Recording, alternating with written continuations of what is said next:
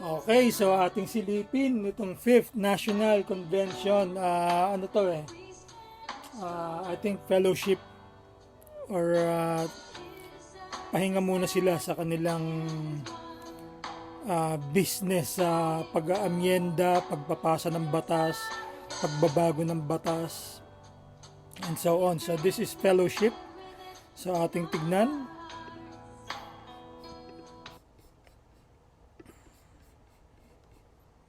Okay, let's go.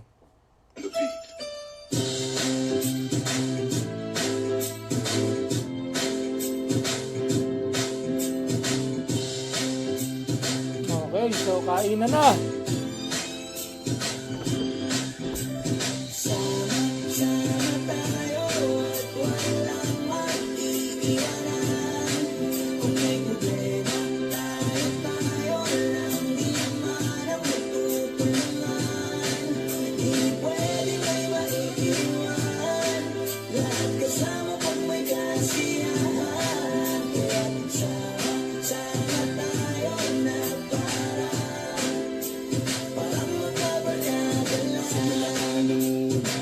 Kung may problema, alam ko may matatakbuhan. Sa sandal na walang iwanan, ay tanong sabihin nyo. Mga kapatid ko to, kasama ko to sa hirap ko. Ginawa magunaman ang mundo.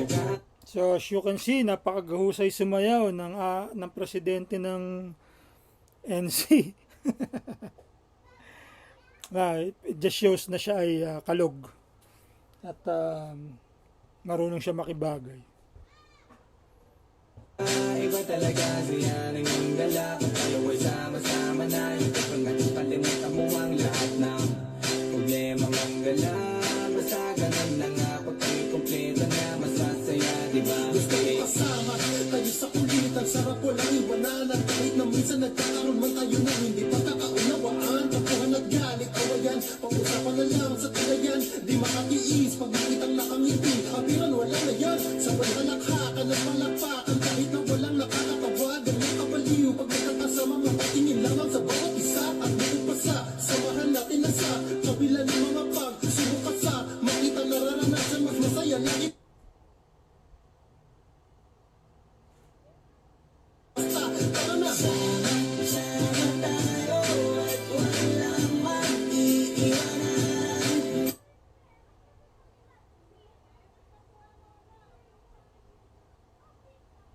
So kakaunti lang talaga na yung umattend.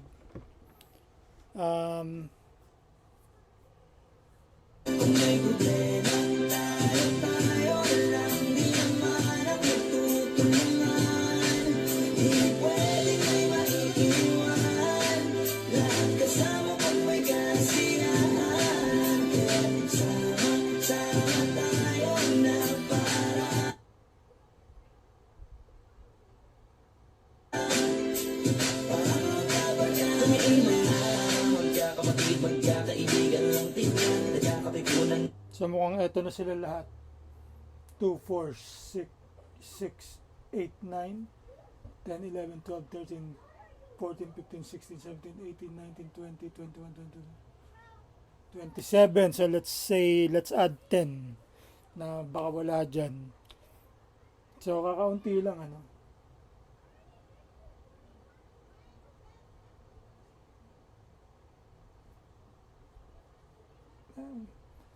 Hindi, iba to. Siguro mga taga ano to, mga taga Pangasinan siguro to.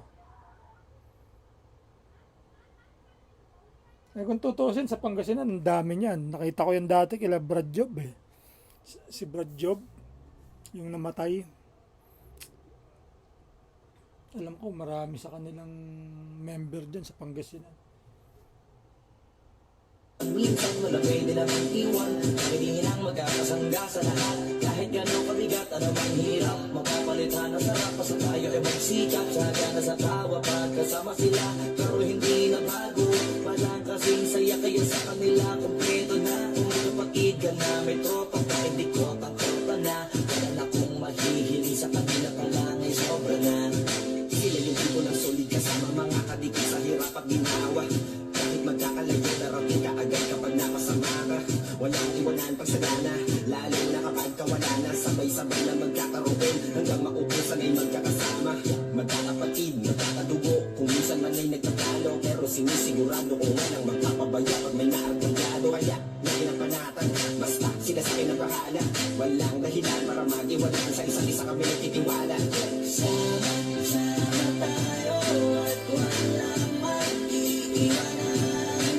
Kung may problema, tayo lang, di naman ang magtutulungan.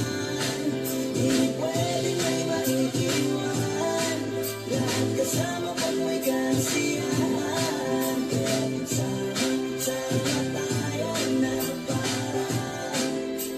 para magkabarkada lang. Kaya walang iwanan, walang iwanan tayo.